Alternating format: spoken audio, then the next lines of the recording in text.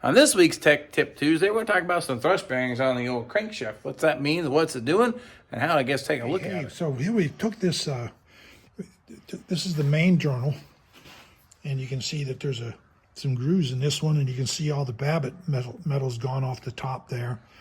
Yeah, and then this groove here is filled with oil from the engine block. And so no matter what position the crank is in, because of this groove, the passageway that runs up to here, the passageway that's drilled from here up to here, always supplies oil to the, up here to the crank pin for the oil. Yeah, so they're all like that. But the thing that's different about this one is that this crankshaft has end play. It'll move back and forth in here.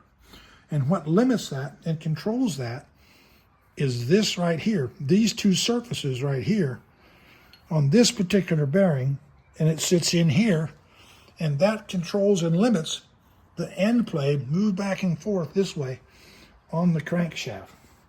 Okay, so this is the thrust bearing, the end play for the controls the fore and aft movement, or limits the movement of the crankshaft in the block when it's all bolted down. So that's how the oil gets to the crank pins.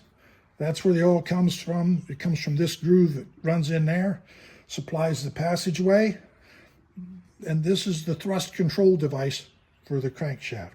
So when you're running, it wants to move forward and back a little bit. And with an automatic transmission, there's not really much load on that. But as John was telling me the other day, he says, well, sometimes with the manual transmission, because of the throw-out bearing and the pressure plate business, it shoves that crankshaft forward. This is what stops it. This is what controls that crankshaft on the manual shift deal. Okay, another little peculiarity about how they did the engines. Now, I had one of those little thrust bearings, a little Honda manual trans car. You push the clutch pedal down, you could feel the clutch pedals kicking. It was actually the crankshaft bouncing off around the side of the block. That thrust bearing was completely missing and worn out. So that car needed some engine repair, but that's my experience with thrust bearings. So I thought we'd share that with you. Just go around. We've got plenty more coming your way. Hope to see you all then.